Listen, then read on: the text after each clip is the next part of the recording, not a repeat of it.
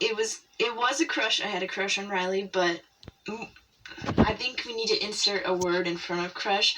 I think it was a forced crush because, like I said, I've been, for the last, 8 months, I've been needing something so bad. I've just been, like, longing for someone new just to make me get over this kid. Like, I just want to forget about him. I just want to be, like, in that crush mode again.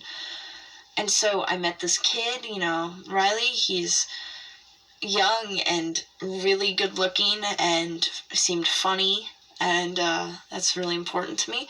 So I was like, man. And then I didn't hardly knew him, talked to him like 2 times over the internet, and I just like made up a story about him in my head. I was like, he loves to cuddle, and he likes to lay in bed and sleep in late and talk, and he likes to cook dinner for me. Like, I mean, that sounds pathetic, but I was like giving him certain personality traits and characteristics that I have no idea if this kid really possesses, And so my crush was growing and growing without actually learning anything else about him. It wasn't growing because we were hanging out.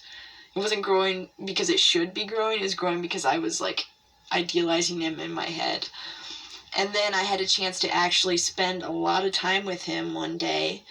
And, I realized, he's really just this 16-year-old Warsaw, Indiana high school boy who's just a kid, and just, a normal, everyday, just kid.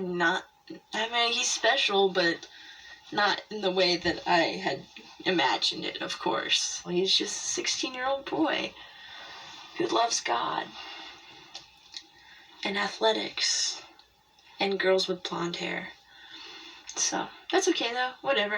I'm not judging him. I'm just saying that's not the kind of person that I'd be interested in romantically. Friend wise, sure, that's fine.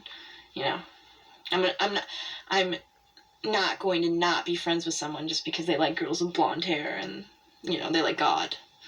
I wouldn't be friends with Clark, but romance is completely different than friendship. My standards are a million times higher. So yes, he's very religious. He's one of those gosh darn kind of boys. Like, gosh darn it, I swear to gosh. Like one of those kind of boys or people. And he goes to church every week, and he loves the Big J, and yeah, I'm cool with that, but I'm not cool with it if the only reason you love the Big J is because you grew up, and that's the only thing you knew when you were growing up, and you never questioned it, you just accepted it.